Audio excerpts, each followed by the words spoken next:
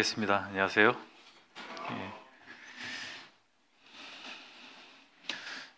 저희 우리 서충주교회가 약 46년 됐습니다.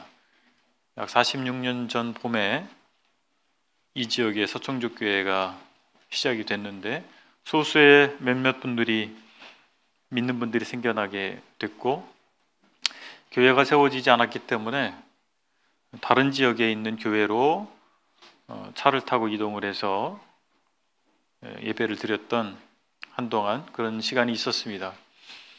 그러다가 한 가정이 개방돼서 그 한 가정에서 예배를 드리게 되면서 저희 서청주교회가 시작이 됐습니다. 여러 과정을 거쳐서 이 교회에 새로운 일꾼들이 세워지고, 또 그렇게 돼서 오늘날 이렇게 이 지역에서 건실하게 예배드리는 공동체가 됐습니다. 어느 날 갑자기 이루어지는 것이 아니고 여러 과정들이 있었습니다. 하나님께서는 이러한 지역 교회들을 곳곳에 세우시고 또 그 교회가 하나님의 목적을 이루어가기를 기대하고 계십니다. 이를 위해서 하나님께서 신약 성경이 기록될 당시에 하나님의 일꾼들을 사용하시고, 그들이 교회에 대한 애정을 가지고 각 교회에 쓴 편지들이 남겨질 수 있도록 하시고, 그 편지들이 모아져서 우리에게까지 전해지게 하셨습니다. 신약 성경의 대부분의 구성된 이 문서들은 사실 편지들이었습니다. 개인에게 보낸 편지도 있지만 다수가 교회들에게 보낸 편지입니다. 그 중에 하나가 에베소서인데, 에베소 교회는 바울과 매우 관련이 많습니다. 바울이 총 3차례, 사도행전에 보면 3차례 전도 여행을 했는데, 3번째 전도 여행할 때 에베소를 방문했습니다. 유대인의 회당에서 복음을 전했는데 그곳에서 많은 반대에 직면하게 되고, 그래서 바울이 전하는 메시지를 따르는 사람들과 함께 회당에서 나와서 두란노 서원이라고 하는 곳에서 하나님의 말씀을 전하고 가르치는 이런 일들을 약 2년 동안 행하게 됩니다. 성경의 기록에 의하면 이 일로 말미암아서 아시아의 모든 사람이 복음을 들었다라고 표현을 하고 있습니다. 아시아라고 하는 것이 지금은 대륙을 의미하지만 신약 성경이 기록될 당시에는 로마의 속주 가운데 한 주였습니다.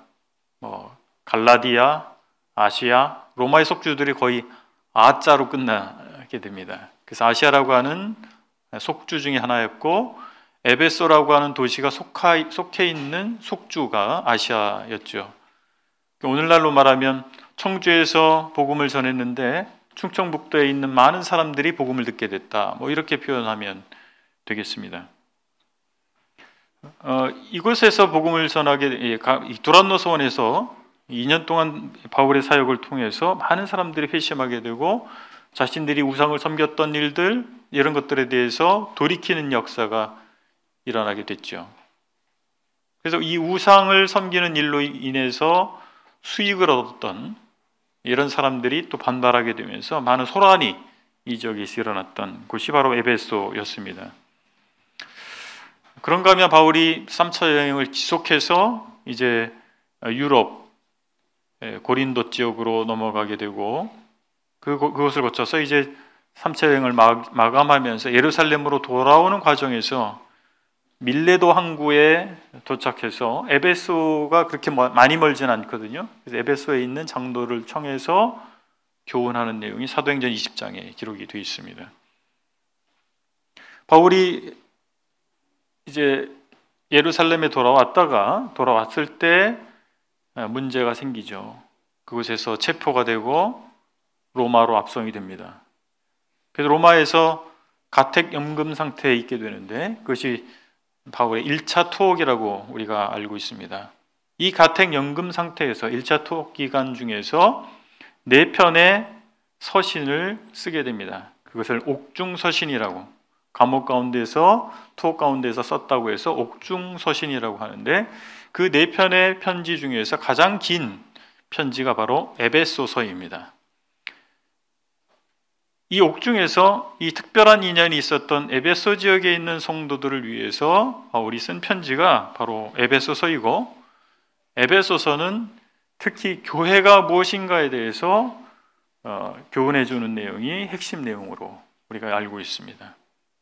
하나님께서 세우시는 지역 교회들이 어떤 모습으로 성장해 갈 것인가에 대해서 애정어린 사도였던 바울의 펜을 통해서 에베소 성도들에게 뿐만 아니라 에베소 인근에 있는 여러 지역교회 성도들에게 회람되도록 하셨다라고 하는 것입니다. 그리고 그것이 오늘날 우리에게까지 보존돼서 이 교회가, 우리가 섬기는 서청주교회가 어떻게 성장해 가야 할 것인가에 대해서도 말씀하고 계시리라고 믿습니다.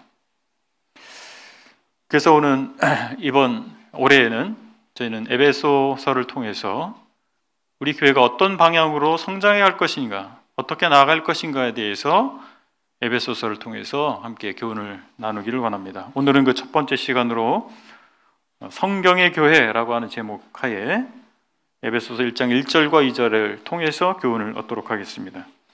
먼저 성경의 교회는 성도들의 모임이라고 우리가 이해할 수 있겠습니다. 에베소서 1장 1절을 읽겠습니다. 하나님의 뜻으로 말미암아 그리스도 예수의 사도된 바울은 에베소에 있는 성도들과 그리스도 예수 안에 있는 신실한 자들에게 편지하노니. 바울은 그리스도인들에게 두 가지 별명을 사용해서 말하고 있습니다. 성도라는 말을 하고 신실한 자들이라고 하는 이 두 가지 이 별명으로 그리스도인들을 칭하고 있는데, 성도라는 말은 우리가 너무 자연스럽게 지금 사용을 하고 있는데, 원래 이 성도라는 말의 원어, 그때 당시에 히랍 문화권에서 사용되고 있는 그 말의 원어는 그렇게 일상적으로 쉽게 쓸 수 있는 용어가 아닙니다. 하기오스라고 하는 말인데 이것은 제의적 용어입니다. 제의라고 하면 신에게 제사 드리는 행위와 관련이 있겠지요. 그래서 그런 어떤 신적인 요소, 신성에 접근할 수 있는 사물이나 사람에 관련된 말이 하기오스라고 하는 말입니다. 그래서 그 말은 어떤 특정한 사람들의 전유물이고 어떤 신성한 존재에 대한 표현이었던 것입니다. 그런데 바울은 매우 평범한 사람들을 대상으로 바로 하기오스, 성도라고 하는 말을 해주고 있습니다.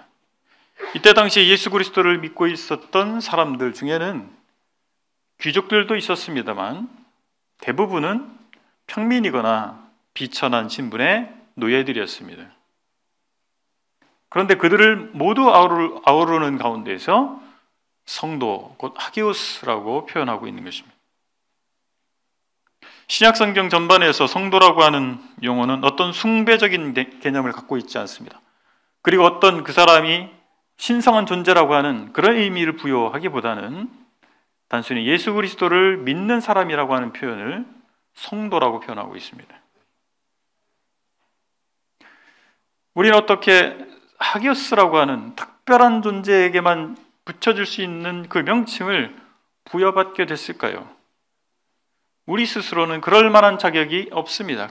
특히 그때 당시에 신분 질서가 유지되던 당시에 아무리 노예가 노력한다 할지라도 귀족적인 신분을 얻을 수가 없었던 것과 같이 오늘날 우리가 아무리 노력한다 할지라도 이렇게 하나님 앞에 직접 나아갈 수 있는 존재가 누구도 될 수 없습니다. 그러나 하나님께서 예수 그리스도로 말미암아 그분을 믿는, 예수 그리스도를 믿는 자들에게 하나님 앞에 직접적으로 나아갈 수 있는 지위를 주셨다라고 하는 것입니다.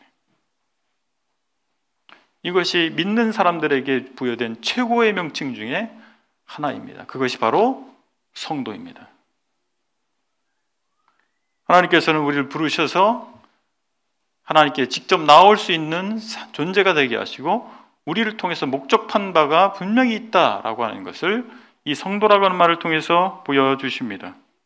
하나님께서 당신의 목적을 위해서 부른 사람들, 특별한 고귀한 신분을 주신 부여한 사람들이 바로 저와 여러분들이라고 하는 사실입니다.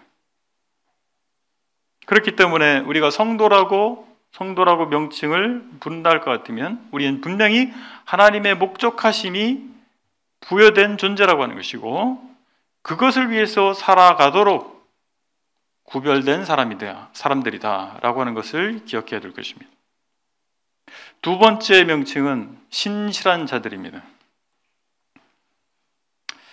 이 그리스 말로 피스토스라고 하는 단어가 사용됐는데, 이 두 가지 형태가 있어요. 수동형이 있고 능동형이 있는데, 수동형은 충성스럽거나 믿을 만한 사람이라고 해석할 수 있습니다. 반대로 능동형은 누군가를, 어떤 대상을 잘 믿는 사람이 능동형입니다. 근데 바울이 이 말을 사용할 때, 이 단어를 사용하게 됐을 때, 그래서 어떤 특정하지 않고 그냥 믿는 사람에 대해서 바로 피스토스, 신실한 사람들이라고 사용했다라고 하는 거예요. 특별하게 더 신실한 사람, 덜 신실한 사람을 구분하지 아니하고 모든 믿는 사람들에 대해서 신실한 자들이라고 사용했다라고 하는 것입니다. 형제자매님들, 우리 중에 신실한 형제들, 신실한 자매들이 하면 딱 떠오르는 사람들이 있으시죠? 그러나 바울은 에베소에 있는 성도들을 향해서 모두 신실한 자들이라고 표현하고 있는 것입니다. 사람의 기준으로는 이렇게 구별할 수 있을지 모르지만 하나님께서는 우리에 대해서 신실한 자들로 여기고 계십니다. 믿을 만한 사람으로 여기고 계신 것입니다. 우리가 예수 그리스도 안에 있게 될 때 하나님께서는 우리에 대한 기대를 가지고 계신데, 우리가 믿을 만한 사람들이라고 하는 기대를 하나님께서 가지고 계시고 그렇게 부르고 계시다라고 하는 것입니다. 난 신실하지 못한 사람이라고 스스로 그렇게 포기하고 계십니까? 하나님께서 우리를 그렇게 보지 않으십니다. 우리 모두를 신실한 자들로 하나님께서는 여기고 계시고, 우리 마땅히 신실한 삶을 살아가야 할 것입니다. 교회에서뿐만 아니라 우리 일상의 삶에서 우리는 신실한 사람들이 되어야 될 것입니다. 바로 믿음직한 사람이 되어야 되죠. 우리 신앙생활 하다 보면 피차간에 믿음직함을 잃을 수도 있어요. 그러나 우리가 지속해서 믿음직한 사람이 되려고 하는 시도가 필요하다라고 하는 것이고, 일상의 삶에서는 더할 나위 없을 것입니다. 교회를 헬라어로 에클레시아라고 한다는 말은 우리가 너무나 잘 알고 있잖아요. 헬라어 알파벳은 몰라도 에클레시아는 안단 말이죠. 에클레시아라는 말이 두 단어의 합성어입니다. 에크라고 하는 말, 무엇으로부터라고 하는, 원래는 전치사인데 이 전치사 에크하고 칼레오라고 하는 말, 부름을 받는다라고 하는 이 동사가 합쳐져서 에클레시아라고 하는 명사가 됐어요. 그래서 이 말은 세상에서 불러냄을 받은 사람들을 의미한다. 이 정도는 우리가 상식적으로 알고 있습니다. 그런데 방금 우리가 바울이 사용했던 두 단어, 성도라는 말하고 신실한 자들이라고 한 말을 이 말 속에 복합해서 우리가 생각해 본다면, 성도는, 즉 교회는 하나님의 부르심으로 세상으로부터 구별된 믿는 백성들의 공동체라고 정의할 수가 있겠습니다. 즉 성도들의 모임이 교회죠. 이것이 바로 교회라고 하는, 저와 여러분들이 하나가 되어 있는 교회라고 하는 것의 아이덴티티입니다. 정체성입니다. 교회는 무엇인가에 대해서 우리가 이렇게 이해해야 될 것이고, 이 부분에 대해서 스스로 자임할 뿐만 아니라 외부를 향해서 드러내야 된다는 사실입니다. 그래서 우리는 이웃들을 향해서 깨끗해야 돼요. 투명할 수 있어야 됩니다. 깨끗하다는 말을 우리 다른 말로 거룩하다라고 말할 수가 있는데, 우리 주변 사람들에 대해서 우리는 그러한 거룩함을 드러낼 필요가 있습니다. 그리고 그들을 향해서 믿음직함을 드러내야 됩니다. 신실함을 드러내야 됩니다. 오염된 환경에서 생수를 만나듯이 신뢰하기 어려운 불신의 세상에서 믿음직한 사람으로 우리가 그들에게 나타나야 되지 않겠습니까? 두 번째로 교회는 은혜와 평화의 공동체입니다.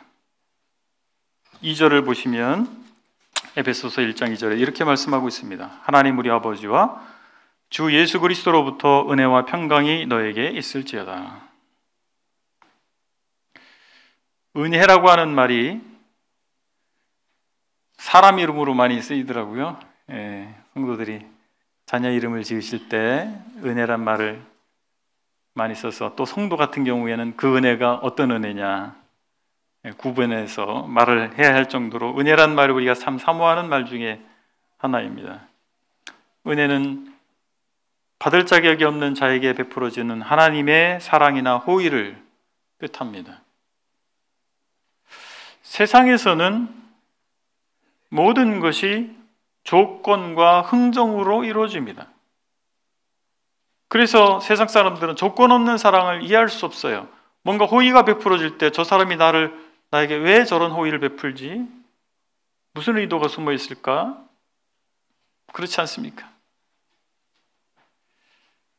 그런데 신약성경은 예수 그리스도의 희생적인 죽음을 통해서 죄인을 위한 구원을 제공하신 하나님의 과분한 은혜에 대해서 가르치고 있습니다. 우리는 하나님의 그 과분한 은혜를 받은 사람들이고, 하나님께서는 우리가 그 은혜를 누리는 삶을 살기를 원하십니다. 바울은 하나님을 아버지라고 표현하고 있습니다. 우리는 어떻습니까? 하나님이 창조물 중에서 미물에 지나지 않습니다. 물론 하나님의 형상을 따라 지음받은 존재라고 하는 측면이 있지만, 죄를 범하고 하나님 없는 삶을 살기로 선택한 이후에 우리는 단지 미물에 지나지 않습니다. 미물이자 죄인인 우리가 창조주 하나님을 아버지라고 부를 수 있는 것 자체가 우리가 정말 감당할 수 없는 은혜입니다. 갈라디아서 4장 6절에서 바울은 또 이렇게 얘기합니다. 너희가 아들이므로 하나님이 그 아들의 영을 우리 마음 가운데 보내사 아빠 아버지라 부르게 하셨느니라. 하나님께서 우리에게 은혜를 주지 아니하셨다면 우리가 감히 하나님을 아버지라고 부를 수가 없는 것입니다. 우리가 너무 관용적으로 아버지 하나님 하다 보니까 그 가치를 모를 수가 있어요. 잊어버리는 경향이 있습니다. 우리 하나님을 아버지로 부를 수 있다고 하는 것은 놀라운 은혜입니다. 우리 감당할 수 없는 은혜입니다. 교회는 바로 이런 하나님의 감당할 수 없는 은혜를 덧입은 사람들의 공동체입니다. 그래서 우리가 그 하나님의 은혜의 감격을 상실할 때 우리의 아이덴티티를 잃어버리는 것입니다. 우리의 정체성을 잃어버리는 것입니다. 우리가 하나님의 은혜의 감격 속에 있다면 조건 없는 사랑을 베풀 수 있게 될 것입니다. 우리에게 죄 지은 자에 대해서 용서를 할 수 있을 것입니다. 우리 육신으로는, 우리의 성정으로는 나에게 죄 지은 사람에 대해서 안갚음을 하게 돼 있어요. 어떻게 용서할 수 있겠습니까? 용서가 안 되죠. 그런데 우리가 감당할 수 없는 하나님 은혜의 감격 가운데 있게 될 때 그들을 용서하는 마음이 생기게 되는 것입니다. 우리가 말세의 세상의 사람들처럼 무정하며 원통함을 풀지 아니하는 그런 사람이 되셔야 되겠습니까? 주님께서 바울을 통해서, 바울의 유언과 같은 디모데후서 3장 3절을 통해서 말세의 특징 중에 하나가 바로 무정하다고, 원통을 풀지 않는다라고 지적해주고 있습니다. 우리 주변 사람들이 다 그렇게 사니까 구별된 우리마저도, 하나님의 은혜를 체험한 우리마저도 무정한 마음으로 살고 원통함을 풀지 않는 마음으로 살아서야 되겠습니까? 이 어찌 하나님의 놀라운 은혜를 경험한 사람들이 할 삶의 형태겠습니까? 마지막 때와 같은 이 시대에 믿음 없는 사람들의 특징이 우리 삶의 특징이 되어서는 안 될 것입니다. 이 평화라는 말, 이 개정개혁 성경은 평강으로 번역이 됐는데 헬라어로 에이레네라고 하는 말인데, 이 말이 이제 70인역 성경이라고 구약 성경을 헬라어로 번역한 성경이 있었어요. 예수님 당시에 이미 예수님 오시기 전 한 200년, 250년 전에 이런 책이 나와서 예수님 당시에 이런 책들이, 이런 성경이 사용이 되고 있었습니다. 근데 이 평강이라고 번역된 원래 히브리어 원어는 샬롬입니다. 구약 성경에 사용됐던 이 샬롬은 국가의 번영이라든지 개인의 건강이라든지 잠에 대해서, 죽음에 대해서, 구원에 대해서 웰빙을 표현한 것입니다. 우리가 웰빙이라는 단어 익숙하시죠? 웰빙입니다. 어떻게 웰빙 가운데 죽을 것이냐? 어떻게 웰빙 가운데 잠을 잘 수 있을 것이냐? 우리 평상시에 쓰는 말인데 바로 이 평강으로 번역된 이 말이 그런 말이라고 하는 것입니다. 바로 에베소서에서 평강의 의미를 하나님과 죄인들 간의 평화라는 개념으로 사용하고 있습니다. 우리는 믿음으로 하나님과 화평을 이루게 된 거예요. 하나님과 화평을 이룰 수 있게 된 것입니다. 예수 그리스도의 보혈의 공로로, 예수 그리스도를 믿음으로 말미암아 우리는 하나님과 화평을 이루게 됐어요. 그리고 하나님과 함께 화평을 이룬 사람들 간에 또 화평을 이룰 수 있게 된 것입니다. 세상은 평화를 갈망하고 있고 평화를 위해서 UN이라고 하는 기구를 설립해서 많은 노력을 해왔지만 평화가 이루어지든가요? 같은 나라 가운데서도 평화가 이루어지지 않습니다. 왜 그렇습니까? 그 이유는 사람들이 평화를 상실한 원인을 제대로 파악하지 못하고 있기 때문에 그렇습니다. 평화가 상실된 원인은 어디에 있습니까? 죄에 있습니다. 죄가 사람에게 들어온 이후로 사람과 하나님 사이에 평화가 깨졌어요. 하나님을 피해서 도망가기 시작했습니다. 하나님을 두려워했지 않습니까? 사람과 사람 사이에서 서로에게 죄를 전가하고 핑계를 대고 서로를 미워하는 마음을 갖게 된 것입니다. 심지어는 죽이기까지 하고, 내가 누군가를 죽이고 싶은 마음이 있기 때문에 누군가가 나를 죽이겠다라고 하는 두려움에 사로잡히게 돼서 성을 쌓게 된 것입니다. 무장을 하게 된 것이고, 평화가 깨진 근본적인 원인이 어디에 있습니까? 죄에 있습니다. 그래서 이 죄의 문제가 온전히 해결되지 않는 한 아무리 인간적으로 여러 방편으로 노력한다 할지라도 진정한 평화는 얻을 수가 없는 것입니다. 진정한 웰빙은 얻을 수가 없는 것입니다. 웰빙은 그저 상품적인 용어로 비즈니스를 이루기 위해서 사용되는 용어일 뿐이지 진정한 웰빙을 줄 것이, 그런 물건이, 그런 상품이 존재하지 않는다라고 하는 것입니다.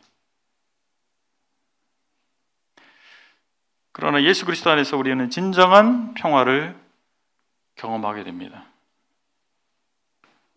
우리 주 예수 그리스도께서 십자가에서 우리의 모든 죄를 사하시고 우리가 하나님 앞에 나아갈 수 없는 죄인이었는데 나아갈 수 있는 새롭고 산 길을 열어주셨기 때문에 우리는 하나님과 평화를 이룰 수가 있게 됐습니다.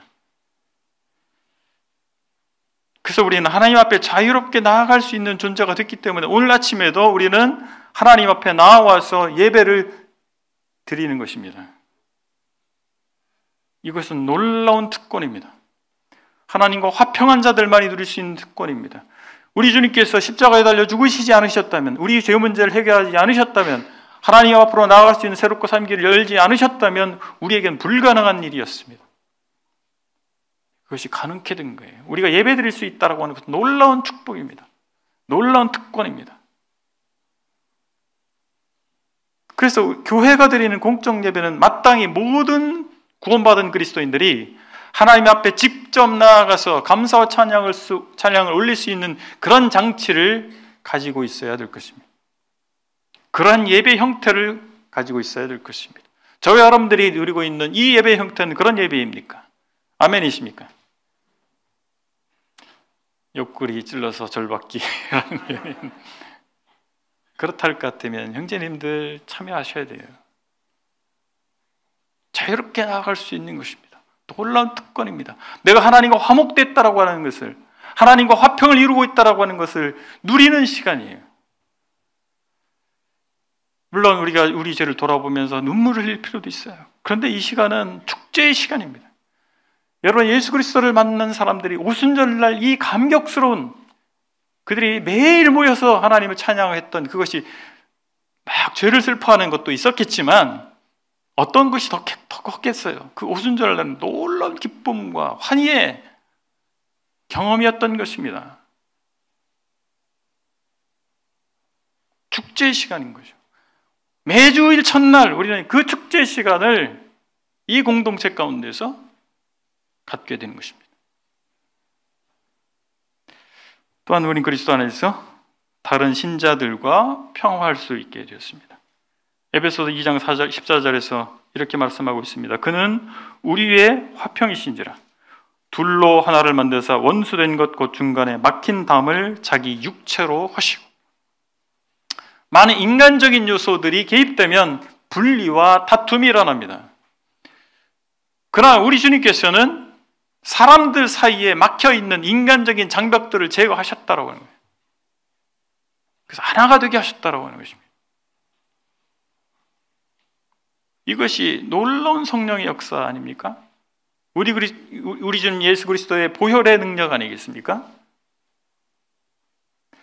그리스도인들과의 관계에 있어서, 우리가 다른 그리스도인들과 관계에 있어서 다른 점을 찾기보다는 같은 점을, 더 중요한 같은 점을 고려해야 됩니다. 서로 다른 걸 찾기 시작하잖아요. 연합이 안 돼요. 연합할 수 없습니다. 기독교 신앙의 핵심적인 부분을 확인할 필요가 있어요. 물론 이단하고 연합할 수 없잖아요. 이 말은 뭐냐면 핵심적 요소를 그들이 공유하고 있는가라고 하는 거예요. 삼위일체 하나님을 믿고 있는가, 예수 그리스도의 보혈을 통해서 오직 믿음으로 구원받는다는 사실을 그들이 인정하고 있는가. 이런 핵심적 요소가 같다면 우리는 연합할 수 있다라고 하는 것입니다.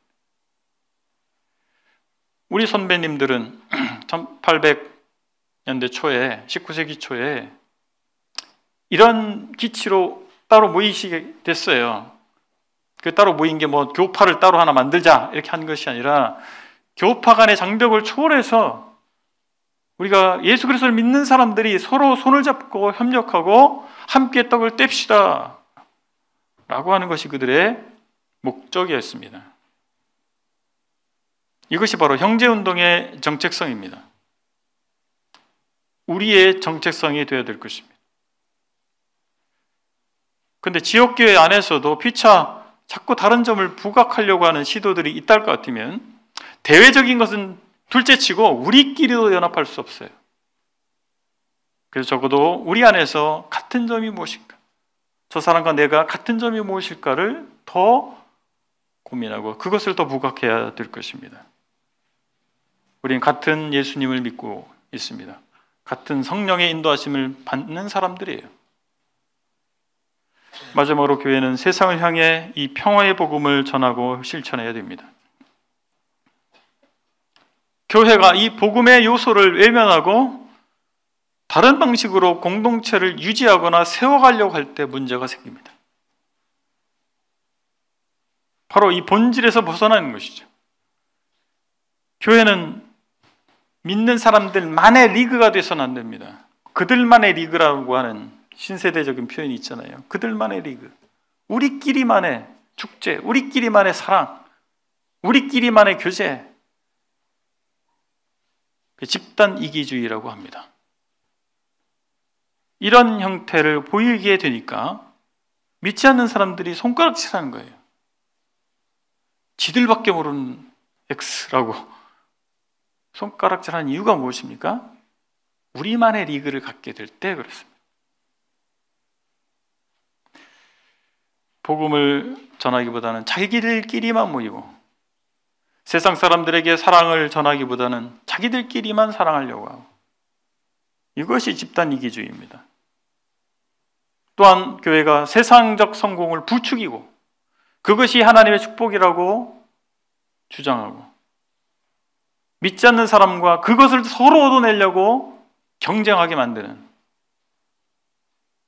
그렇지 않습니까? 오늘날 적지 않은 교회가, 적지 않은 교회 지도자들이, 적지 않은 그리스도인이라고 하는 사람들이 그것을 원하잖아요. 세상적 성공을 하나님의 축복으로 동일시하고 그것을 얻어내기 위해서 믿지 않는 사람들과 피를 튀기고 싸우는 것입니다. 경쟁하는 것이죠. 그들은 이 땅에 소망이 있는 사람들이잖아요. 우리는 천상에 소망을 둔 사람들이 이 땅에 소망을 둔 사람들과 방불하게 그들과 똑같은 모습으로 그 이권을 놓고 경쟁하고 다투게 하고 있잖아요. 그리고 그것을 얻어냈을 때 하나님께서 주신 축복이라고 이야기를 하는 이런 모습을 보면 무엇이 문제입니까? 이 본질에 대해서 잘못 오해하고 있기 때문에, 교회가 무엇인가에 대해서 오해하고 있기 때문에 이런 현상이 발생하는 것입니다. 교회가 세속인들이 추구하는 모습과 하등 다를 것이 없는 모습으로 전락하는 것이 바로 이러한 정체성을 잃어버리기 때문에 그렇습니다. 세상의 웰빙이 교회 안에 들어와 있지 않습니까? 오늘날 세상에서 말하는 웰빙은 우리의 몸과 마음이 질적으로 풍요로운 삶을 추구자 하는 현대인들의 열망이라고 합니다.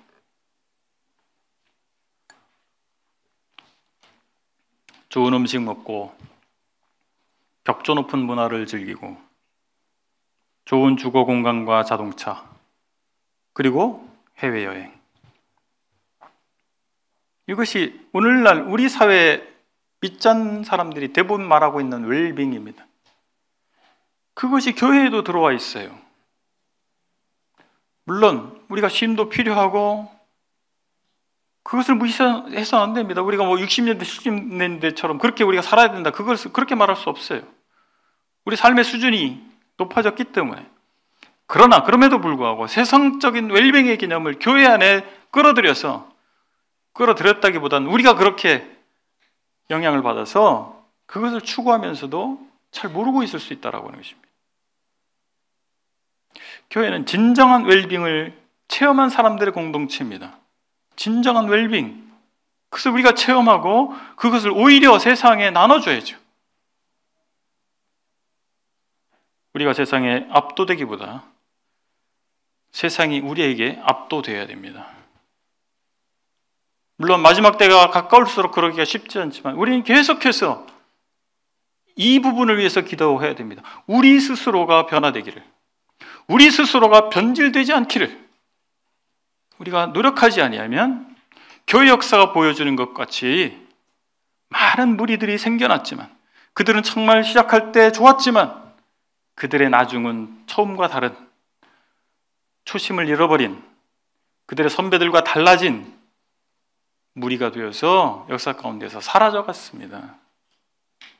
우리 선배님들 훌륭한 분들이죠. 그러나 우리도 훌륭한가요? 그렇지 않을 수 있습니다. 우리가 계속해서 우리 선배들이 추구했던 바가 무엇인가를 살펴볼 뿐만 아니라 성경에서 말하는 그리스도인의 공동체인 교회, 성경에서 말하는 교회가 무엇인가에 대해서 계속해서 성찰해 가지 아니하면 우리 또한 변질될 것입니다. 교회는 그리스도의 공로로 거룩한 지위를 얻은 성도들의 모임입니다. 따라서 거룩하게 구별된 신실한 사람들의 정체성을 잃지 않고 드러내야 될 것입니다. 우리 이웃들이 우리를 통해서 거룩하신 하나님, 신실하신 하나님을 발견할 수 있게 해야 될 것입니다. 그리고 교회는 하나님의 은혜와 평화의 공동체입니다. 그 은혜가 우리 내부를 채우고 흘러 넘쳐서 주변 사람들에게 은혜를 끼치는 우리의 삶이 되어야 될 것입니다.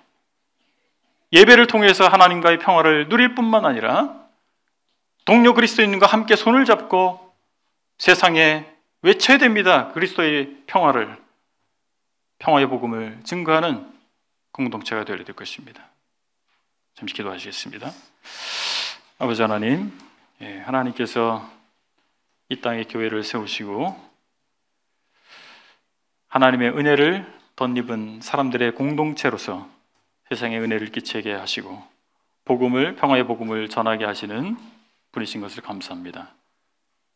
46년 전에 이 지역에 서총육교회를 세우신 하나님께서 지금 현재 이 모습까지 성장시켜 주신 것을 감사합니다.